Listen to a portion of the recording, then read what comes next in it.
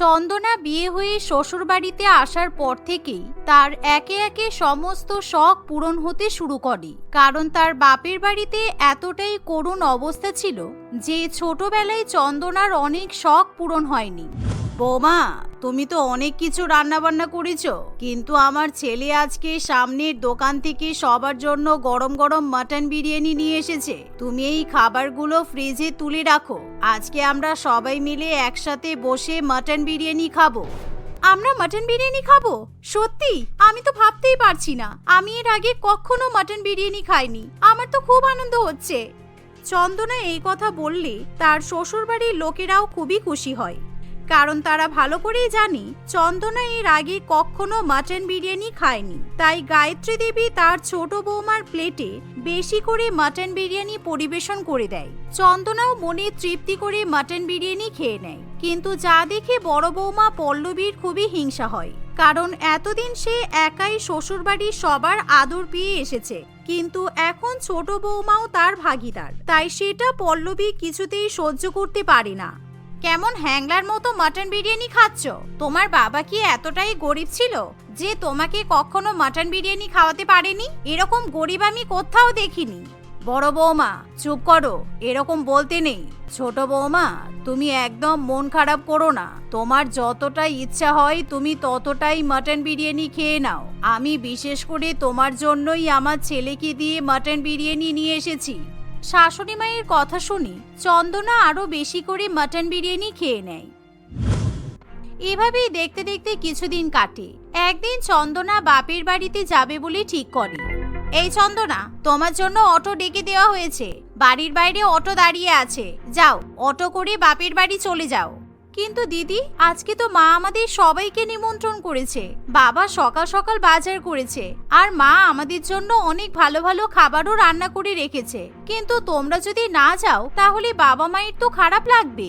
তুমি কি করে ভাবলে যে আমার বড়লোক শ্বশুরবাড়ি তোমার গরিব বাপের বাড়িতে যাবে? কোনো মতেই সম্ভব না।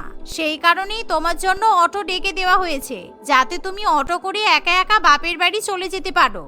পল্লবী এই কথা বললে চন্দনার কিছু করার থাকে না। চন্দনা যখন অটো করে বাপের বাড়িতে যেতে যাবে, সেই সময় বাড়ির বাইরেও একটা বড় 4 চাকা গাড়ি এসে দাঁড়ায়। বৌমা, তুমি অটো করে বাপের বাড়িতে যাবে না, আমাদের 4 চাকা গাড়ি আছে, আমরা সবাই গাড়িতে বসে তোমাকে নিয়ে তোমার বাপের বাড়িতে যাব। এই দেখো, তোমার বাবা মায়ের জন্য আমরা অনেক দামি দামি উপহারও নিয়েছি। এখানে শাড়ি, উলের সোয়েটার, গহনা, ভালো ভালো খাবারও আছে। বাবলু, তুই এই উপহারগুলো গাড়ির পেছনে তুলে দে। সত্যি আপনারা আমার সাথে আমার বাপের বাড়িতে যাবেন? না যাওয়ার কি আছে, কারণ তোমার মা তো আমাদের সবাইকে নিমন্ত্রণ করেছে, তাই আমরাও যাব, আর আমাদের বড় বৌমাও যাবে। পল্লবী এই কথা শুনে খুবই বিরক্ত হয়। অন্যদিকে চন্দনা মনে মনে ভীষণই খুশি, কারণ তার কাছে এসব একেবারে স্বপ্ন সত্যি হওয়ার মতো ঘটনা। সে কখনো ভাবতে পারেনি যে বিয়ের পর সে দামি গাড়ি করে নিজের শ্বশুরবাড়ির লোকেদের সাথে বাপের বাড়িতে ঘুরতে যাবে। কিছুক্ষণের মধ্যেই তারা চন্দনার বাপের বাড়িতে গিয়ে পৌঁছায়। মেয়েকে রাজরানীর মতো গাড়ি থেকে নামতে দেখে চন্দনার বাবা মাও মনে মনে খুব খুশি হয়। বাহ চন্দনা, তোকে কি সুন্দর দেখতে লাগছে, একেবারে রাজারানীর মতো মনে হচ্ছে। তুই যে কপাল করে এত ভালো শ্বশুর বাড়ি পাবি আমরা তো ভাবতেও পারছি না। তোর থেকে আজকে আমরা অনেক বেশি খুশি হয়েছি। এরকম করে কেন বলছেন? ও এখন আমাদের বাড়ির মেয়ে, তাই ওর জীবনের প্রত্যেকটা শখ পূরণ করা আমাদের দায়িত্ব। চন্দনা এবং তার শ্বশুরবাড়ির লোকেরা চন্দনবাবু এবং তার পরিবারকে অনেক দামি দামি উপহার দেয়। কিছুক্ষণ পর তারা একসাথে খাওয়া দাওয়া করতে বসে, কিন্তু পল্লবীর এরকম মাটিতে বসে খাওয়া দাওয়া করতে খুব কষ্ট হয়। এই গরিব পরিবারে কেন যে আসতে গেলাম কি জানি। ইস, মাটিতে বসে নোংরার মধ্যে খাওয়া যায় না, একেই শীতকাল, তারপর আসন দিয়ে ঠান্ডা উঠছে, আমার তো একদমই ভালো লাগছে না। বাড়িতে বসে আরাম করে রুম হিটার চালিয়ে গরম গরম নুডলস খেতাম, অনেক ভালো হতো। আমার শ্বশুরবাড়ির লোকেরাও না এই গরিব মেয়েটাকে নিয়ে বেশি আদিক্ষেতা করছে, ওর কোন জিনিসে অসুবিধা সব দিকে খেয়াল রাখছে, অসহ্যকর। এভাবে খাওয়া দাওয়া করার পর তারা কিছুক্ষণ গল্প গুজব করে এবং সন্ধ্যাবেলা সবাই মিলে বাড়িতে ফিরে যায়। একদিন সকালবেলা ঘুম থেকে ওঠার পর চন্দনা দেখে যে তার ঘরে সোফার উপর লক্ষ টাকার বেনারসি শাড়ি, হীরার গহনা, প্ল্যাটিনামের গহনা, সোনার গহনা ইত্যাদি রাখা আছে। এত দামি দামি জিনিসপত্র দেখে সে নিজে চোখে বিশ্বাস করতে পারে না। সে ভাবে হয়তো সে চোখ খুলে স্বপ্ন দেখছে। আমার মনে হয় আরেকটু ঘুমের দরকার, কারণ আমি ঘুম থেকে চোখ খুলে এসব দামি দামি গহনা শাড়ি দেখছি কেন? আমি কি স্বপ্ন দেখছি?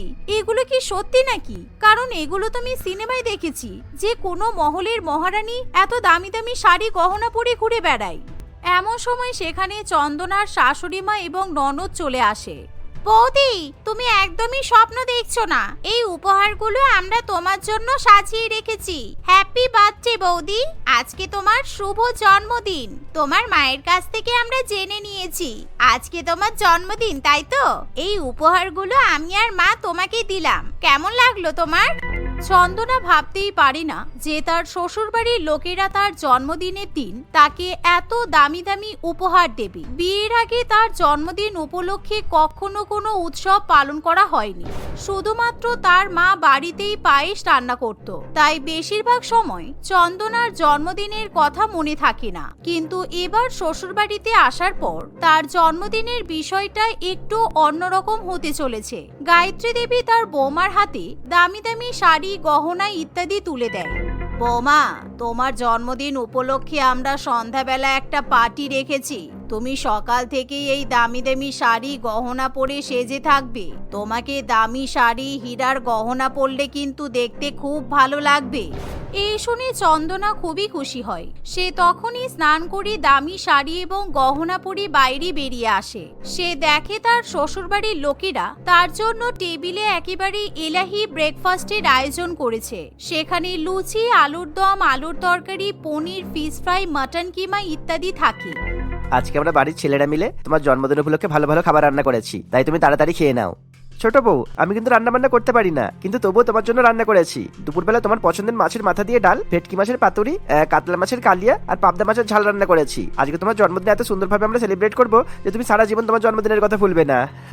তোমাদের নাটক দেখলে গা জ্বলে যাচ্ছে। কোথায় আমার জন্মদিনের দিন তুমি তো কোনোদিনও রান্না করনি, শুধুমাত্র বড় বড় 5 স্টার হোটেলে গিয়ে খাইয়ে নিয়ে এসেছো। আর এখন ছোট বউয়ের জন্য এত ভালো ব্যবস্থা, খুব ভালো। সারা মাসের ইনকাম এই গরিব মেয়েটার পেছনে তোমরা খরচা করে উড়িয়ে দাও। পল্লবী এমন কথা বললে তার শ্বশুরবাড়ির লোকেদের খুবই খারাপ লাগে, কিন্তু তারা আজকে চন্দনার মন খারাপ হতে দেয় না। তারা চন্দনাকে ব্রেকফাস্ট টেবিলে বসিয়ে ভালো মন্দ খাবার খাওয়ায়। একে একে সবাই আবার চন্দনাকে নানান রকম উপহারও দেয়। দুপুরবেলাও চন্দনাকে অনেক ভালো ভালো খাবার খাওয়ানো হয়। সন্ধ্যা হতে না হতেই বাড়িতে মেকআপ আর্টিস্ট চলে আসে। চন্দনাকে খুব সুন্দর করে সাজানো হয়। এভাবে একটা সেলিব্রিটির মতোই চন্দনার জন্মদিনের উৎসব পালনের আয়োজন করা হয়।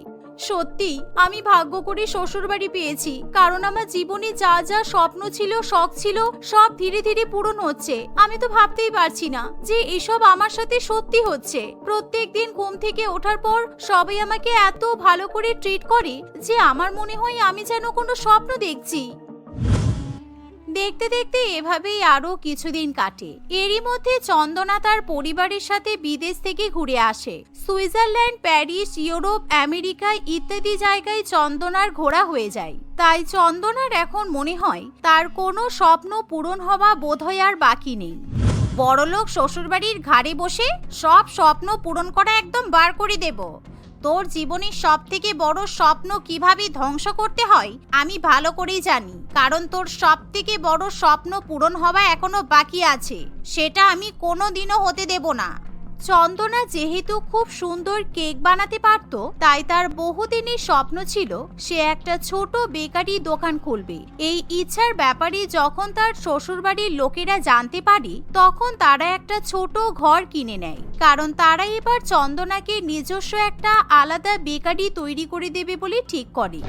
আপনারা আমার জন্য এত কিছু করছেন, আমি আপনাদের এত ঋণ কিভাবে শোধ করব জানি না। এরকম বলতে নেই বৌমা, আমরা এই ঘরটা অনেক দিন ধরেই কিনে রেখেছিলাম, কিন্তু কিভাবে ব্যবহার করব বুঝতে পারিনি। আর তুমি এখন নিজস্ব বেকারি খুলতে চাইছো, এটা তো অনেক বড় ব্যাপার। কারণ কোনো মহিলারই বাড়িতে বসে থাকা উচিত না। তুমি নিজের স্বপ্ন পূরণ করবে, এর থেকে বড় ব্যাপার কিছুই হতে পারে না। তাই এই দোকানটা আমরা পেস্ট্রি বেকারি হিসেবে সাজিয়ে দিলাম। এই শুনে চন্দনা খুবই খুশি হয়, কিন্তু দোকানটা যেদিন উদ্বোধন হবে ঠিক তার আগের দিন পল্লবী লুকিয়ে লুকিয়ে সেই দোকানের সামনে গিয়ে উপস্থিত হয়। তার হাতে একটা কেরোসিনের বোতল এবং দেশলাই থাকে, কারণ পল্লবীর এখন একটাই উদ্দেশ্য, সে কিছুতেই ছোট বৌমার দোকান তৈরি করার স্বপ্ন পূরণ হতে দেবে না। তাই তখনই সে দোকানের উপর কেরোসিন তেল ছিটিয়ে দেয় আর দেশলাই ধরিয়ে দোকানে আগুন লাগিয়ে দেয়। তোর ইচ্ছা একেবারে ছাইয়ের মতো পুড়িয়ে দিলাম। তোর কোনো স্বপ্ন আমি পূরণ হতে দেব না। আর বিদেশে ঘোরাফেরা করা, দামি দামি শাড়ি গহনা পরা সব ঠিক আছে, কিন্তু এখন আবার তুই ব্যবসা করবি, সেটা আমি কোনোদিনও হতে দেব না। এভাবে সেই দোকান একেবারে পুড়ে ছারখার হয়ে যায়। পরের দিন সকালবেলা তারা যখন দোকান উদ্বোধন করার জন্য সেখানে গিয়ে উপস্থিত হয়, তখন তারা সেখানে আগুনের ফুলকি এবং ছাই ছাড়া কিছুই দেখতে পায় না, যার ফলে চন্দনার স্বপ্ন একেবারে ভেঙে যায়। এ কি হয়ে গেল? আমার স্বপ্ন একেবারে ধ্বংস হয়ে গেল। আপনারা আমার মনের ইচ্ছে একে একে পূরণ করেছেন, কিন্তু এই দোকানটা কিভাবে আগুন লেগে যেতে পারে আমি তো এটাই বুঝতে পারছি না। আমরাও ভাবতে পারছি না যে আমাদের এত বড় সর্বনাশ কে করতে পারে, কারণ আমাদের তো কোনো শত্রু নেই। এখনই এই বিষয়টা পুলিশকে জানাতে হবে, তা না হলে পরবর্তীকালে আরো বড় বিপদ হতে পারে। গায়ত্রী দেবী এবং তার পরিবার পুলিশকে সব বিষয় জানিয়ে দিলে তারা টিম নিয়ে এসে সমস্ত কিছু তদন্ত করতে শুরু করে। কিন্তু কথায় আছে, চোর যখন চুরি করে তার পেছনে একটা প্রমাণ ছেড়ে যায়। ঠিক একই রকম ভাবে পল্লবী যখন দোকানে আগুন ধরাতে যায়, তখন তার হাতের একটা চুড়ি সেখানে পড়ে যায়, কিন্তু পল্লবী সেই বিষয়ে কিছু বুঝতেও পারে না। পুলিশ যখন সেই হাতের চুড়ি উদ্ধার করে, তখন পল্লবীর মুখের রং একেবারে উড়ে যায়। তার মানে বড় বৌমা তুমি এই কাজ করেছো? কারণ এরকম চুরি তুমি ছাড়া আমাদের পরিবারে কেউ পড়ে না। তুমি ছোট বৌমাকে হিংসা করে আমাদের এত বড় ক্ষতি করতে পারলে। আমরা ভাবতাম তুমি হয়তো ছোট বৌমার উপর কোনো কারণে রাগ করে থাকতে পারো, কিন্তু তাই বলে তোমার মনে এত হিংসা? বিশ্বাস করুন মা, আমি কিছু করিনি। দয়া করে আমাকে পুলিশে দেবেন না। আর এরকম চুরি কি আমি একাই পড়ি নাকি? অনেকেই তো পড়তে পারে। পল্লবীর কথা কেউ বিশ্বাস করতে চায় না, তাই পুলিশ পল্লবীকে গ্রেপ্তার করে নিয়ে চলে যায়। এভাবেই দেখতে দেখতে কয়েকটা দিন কাটে। এরই মধ্যে চন্দনার জন্য অন্য একটা পেস্ট্রি বেকারির দোকান খুলে দেয়া হয়। এভাবেই চন্দনার মনের শখ পূরণ হওয়া থেকে কেউ তাকে আটকাতে পারে না। পল্লবীকেও কিছুদিনের মধ্যে জেল থেকে ছাড়িয়ে নিয়ে আসা হয়। সে নিজের কৃতকার্যের জন্য সবার কাছে হাত জোড় করে ক্ষমা চেয়ে নেয়। রোহিত এবং টুম্পা একই কোম্পানিতে জব করত। তারা দুজনে একে অপরকে পছন্দ করত এবং তারা বিয়ে করবে বলে ঠিক করেছিল। কিছুদিনের মধ্যেই তারা দুজনে তাদের নিজেদের পরিবারের সম্মতি নিয়ে কোর্ট ম্যারেজ করে নেয়। রোহিত তার নববিবাহিত বউকে বাড়িতে নিয়ে আসে। এসো টুম্পা, এসো, এটা হলো আমাদের বাড়ি, এসো। এই তো নতুন বর আর বউ এসে গেছে। এসো এসো, এখানে বসো। নতুন বউ, এখানে এসে বসো। হ্যাঁ হ্যাঁ, ঠিক আছে, থ্যাংক ইউ। রোহিত, তোমার মা কোথায়? আর এটা কে হয়? এটা কি তোমার দিদি? টুম্পার কথা শুনে রোহিত হো হো করে হেসে ওঠে। আরে এটাই তো আমার মা। আমার মাকে দেখে আমার দিদি মনে হলো? আসলে তোমার কোনো দোষ নেই, অনেকেই আমার মাকে আমার দিদি মনে করে। আর তাছাড়া আমার তো ভাই বোনও নেই, আমার বাবাও নেই। তোমাকে বলেছিলাম তো, তুমি হয়তো ভুলে গেছো। এই বাড়িতে আমি আর আমার মা থাকি। এটা শুনে টুম্পা অবাক হয়ে যায়। কি, এটা তোমার মা? এটা আমার শাশুড়ি মা? ও গড! মা, আমাকে ক্ষমা করবেন, কিন্তু আপনি এত ইয়ং কিভাবে? আপনাকে দেখে মনেই হচ্ছে না যে আপনার এত বড় একটা ছেলে আছে। আপনাকে দেখে আমার শাশুড়ি মা বলে কেউ মনেই করবে না। আমার শাশুড়ি মা যেমন ইয়ং তেমনই সুন্দর। আপনি তো আমাকেও হার মানিয়ে দেবেন। বাড়িতে আসতে দেরি নেই আর অমনি শাশুড়ি মায়ের সঙ্গে ইয়ার্কি করা শুরু করে দিয়েছো? না, আমি সত্যি বলছি, আমি ইয়ার্কি করব কেন? লোকজনের সামনে আপনি আমার শাশুড়ি মা এটা বলাই যাবে না। আমি বলবো এটা আমার দিদি হয়। আসলে টুম্পা, আমার মায়ের বয়স সত্যিই অনেক কম। আমার মায়ের মাত্র 15 বছর বয়সে বিয়ে হয়েছিল, আর বিয়ের 1 বছর পর আমি হয়েছিলাম। ওই জন্যই মা এখনো অনেক ইয়াং আছে। আচ্ছা ছাড় এখন এইসব কথা, পুরানো দিনের কথা ছাড় তো বাবা। নতুন করে জীবনটাকে শুরু কর তোরা। সব সময় তোরা সুখে থাকবি এটাই আমি চাই। চল এবার তোরা খেয়ে নিবি চল। সবাই মিলে একসঙ্গে খাওয়া দাওয়া করে ঘুমিয়ে পড়ে। পরের দিন সকালবেলা টুম্পা তাড়াতাড়ি করে ঘুম থেকে উঠে পড়ে। শাশুড়ি মা এখনো ওঠেনি কেন? আমি তো ভেবেছিলাম মা হয়তো আমার আগেই উঠে পড়বেন। যাই গিয়ে দেখি মা কি করছেন। টুম্পা তার শাশুড়ি মায়ের রুমে এসে দেখে যে লাবণী তার মৃত স্বামী রামপ্রতাপের ছবি নিয়ে একা একা কথা বলছে। কি গো দেখেছো, আমি আমাদের ছেলে রোহিতের বিয়ে একটা খুব ভালো মেয়ের সঙ্গে দিয়ে দিয়েছি। আজকে আমার দায়িত্ব সম্পূর্ণ হলো। রোহিত যখন মাত্র 1 বছরের ছিল তখন তুমি আমাকে ছেড়ে চলে গেছো। সেই তখন থেকে এখনো পর্যন্ত আমি যে কিভাবে সারা জীবন একা একা কাটাচ্ছি এটা আমি জানি। কিন্তু এখন আর কোনো চিন্তা নেই আমার। ছেলে সংসার হয়ে গেছে, বাকি জীবনটা দেখতে দেখতে এভাবেই কেটে যাবে। লাবণীকে কাঁদতে কাঁদতে তার মৃত স্বামীর ছবির সঙ্গে কথা বলতে দেখে টুম্পা মনে মনে ভাবে, ইস, মা সারা জীবন একা একা কিভাবে কাটালো। একা একা রোহিতকে মানুষ করেছে, রোহিতের ভরণ পোষণ, রোহিতের পড়াশোনা সবই একা একা করেছে। মা সারা জীবন লাইফ পার্টনার ছাড়া খুব কষ্টে জীবন কাটিয়েছেন। এখন মায়ের বয়সই বা কত হয়েছে? এই বয়সে তো মায়ের একটা কাছের মানুষের প্রয়োজন, যে মায়ের সঙ্গে মর্নিং ওয়াকে যাবে, মায়ের সঙ্গে কথা বলবে, মাকে সবসময় খুশি রাখবে। টুম্পা মনে মনে এসবই ভাবতে থাকে। লাবণী তার বৌমাকে দেখতে পেয়ে তাড়াতাড়ি করে তার হাতের ফটোটা রেখে দেয় এবং টুম্পার কাছে এসে বলে, বৌমা তুমি এখানে এত সকাল সকাল? আমাকে ডাকতে এসেছিলে নাকি? হ্যাঁ মা, আমি আপনাকে ডাকতেই এসেছিলাম। আজকে বাড়িতে আমার প্রথম দিন, তাই আমাকে আমার দায়িত্বগুলো ভালো করে বুঝিয়ে দিন, মানে আমাকে কি কি কাজ করতে হবে সেগুলো। আরে বৌমা, তোমার এত তাড়া কিসের?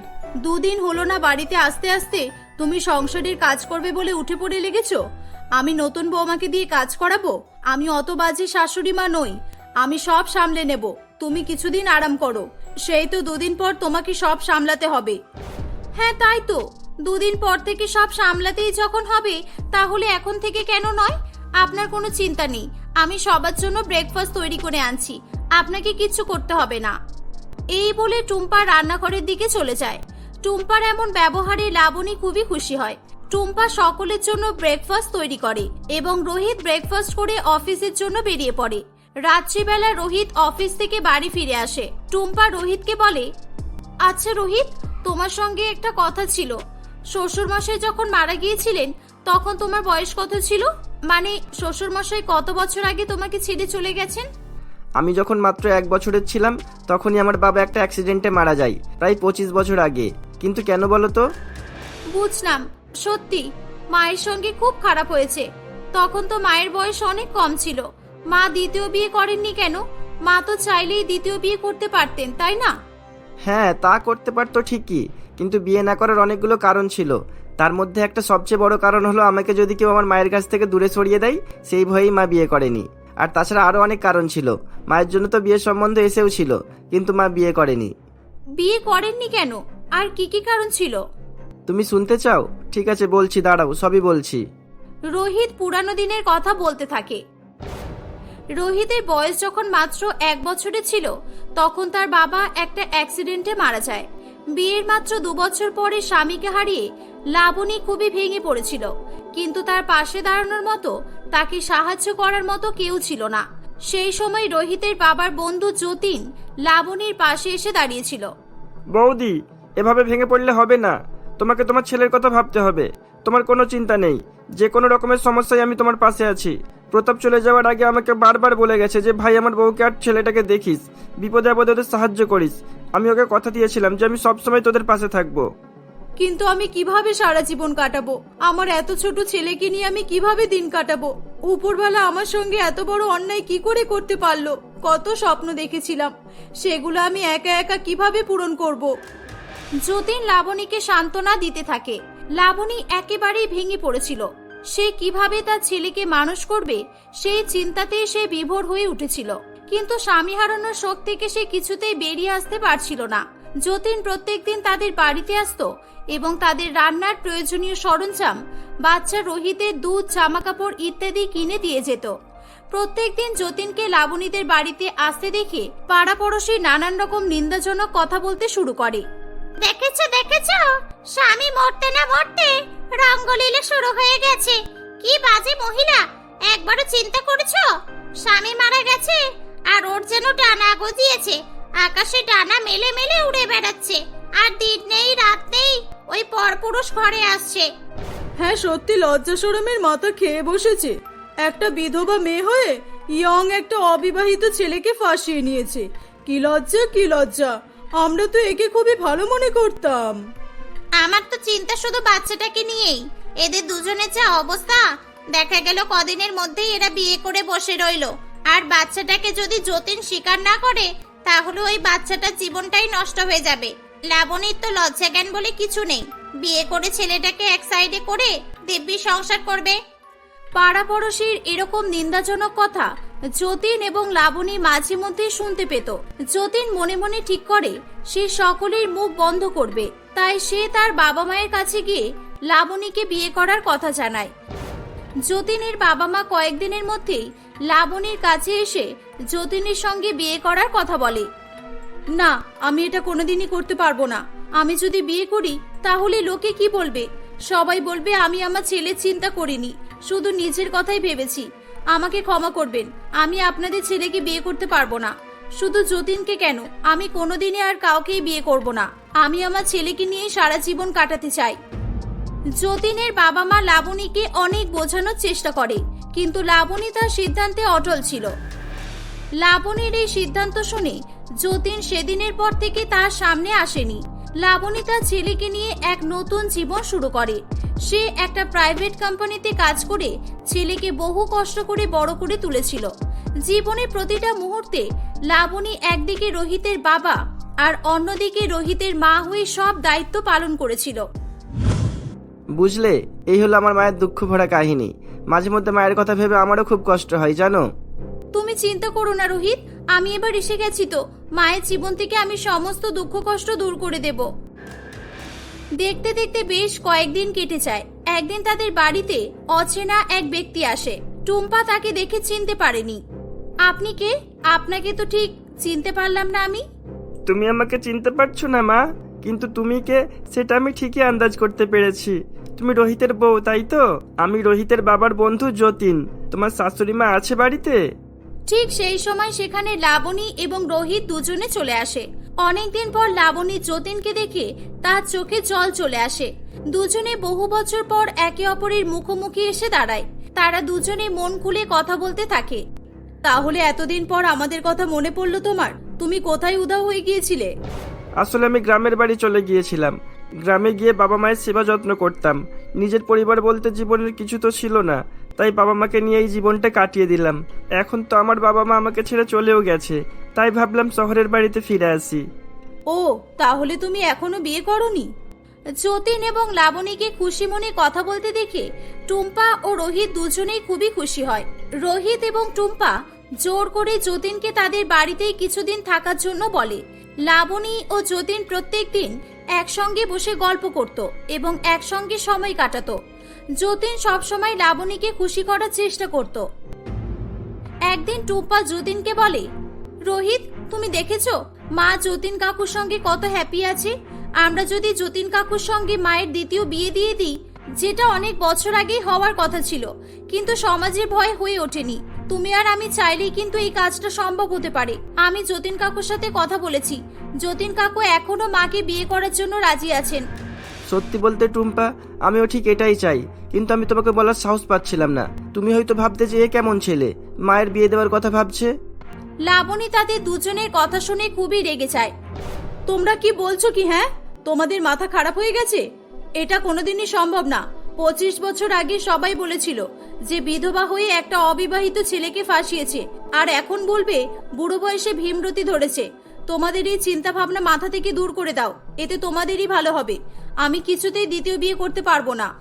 মা, আপনি কিন্তু আবার ভুল করছেন। সমাজের কথা কতদিন ভাববেন? কিছু লোকজন থাকে যারা মানুষকে খুশি থাকতে দেখেও তাদেরকে নিয়ে সমালোচনা করে, আবার মানুষকে দুঃখে থাকতে দেখেও তাদেরকে নিয়ে সমালোচনা করে। সারা জীবন আপনি সমাজের কথা ভেবে কষ্ট পেয়েছেন, এখন আর নয়, নিজের কথা ভাবুন। আপনি যেটা করলে সুখী হবেন সেটা ভাবুন। হ্যাঁ মা, আমি ছোট ছিলাম বলে তোমার জন্য কিছু করতে পারিনি, কিন্তু এখন তোমার জন্য পুরো সমাজের সঙ্গে লড়াই করতে পারবো। লোকজনের কথা ছাড়ো, তোমার ছেলে বৌমা তোমার পাশে আছে, তোমার আর কি চাই? যতীন কাকুর কথা চিন্তা করেছো? সারা জীবন শুধুমাত্র তোমার জন্য অবিবাহিত থেকে গেল। কিছুতেই না, যতই যাই বলিস না কেন, আমি বিয়ে করতে পারবো না। এই বলে লাবণী সেখান থেকে চলে যায়। টুম্পা সেদিনের পর থেকে উঠতে বসতে খেতে ঘুমাতে সব সময় লাবণীকে বিয়ে করার জন্য বোঝাতে থাকে। শেষ পর্যন্ত এভাবেই টুম্পা এবং রোহিত অনেক বোঝানোর পর লাবণী যতীনকে বিয়ে করার জন্য রাজি হয়ে যায়। টুম্পা এবং রোহিত খুবই খুশি হয় এবং কিছুদিনের মধ্যেই লাবণীর সঙ্গে যতীনের বিয়ে হয়ে যায়। লাবণী কখনো ভাবতেও পারেনি তার জীবনে এই দিনটা আসবে, সে আবারও জীবনটাকে হেসে খেলে উপভোগ করতে পারবে। এভাবেই তারা সবাই মিলে একসঙ্গে হাসি খুশি বসবাস করতে থাকে।